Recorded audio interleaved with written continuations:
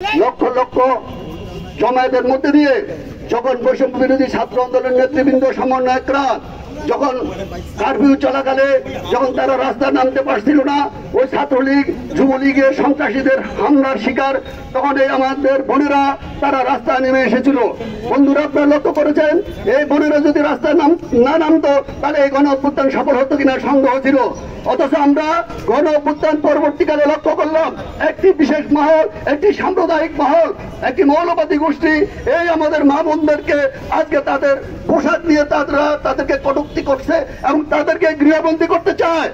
সংগ্রামী বন্ধুরা, যখন গণ অভ্যুত্থান চলে তখন পোশাকের প্রশ্ন ছিল না, গণ অভ্যুত্থান পরবর্তীকালে এখন পোশাকের প্রশ্ন কেন হচ্ছে?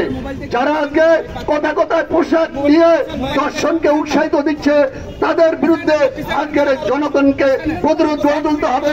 আমরা পরিষ্কার ভাষা বলতে চাই, আমাদের এই সংগ্রাম চলবে এবং আগামী দিনে আমরা আরো দুর্বার আন্দোলন গড়ে তুলব। দর্শন এবং বিচারহীনতার বিরুদ্ধে, খুন সন্ত্রাসের বিরুদ্ধে, জুলাই হত্যাকাণ্ডের বিচারের দাবিতে এবং আওয়ামী ফ্যাসিবাদের যে পুনর্বাসন, সেই পুনর্বাসনকে আমরা প্রতিহত করব।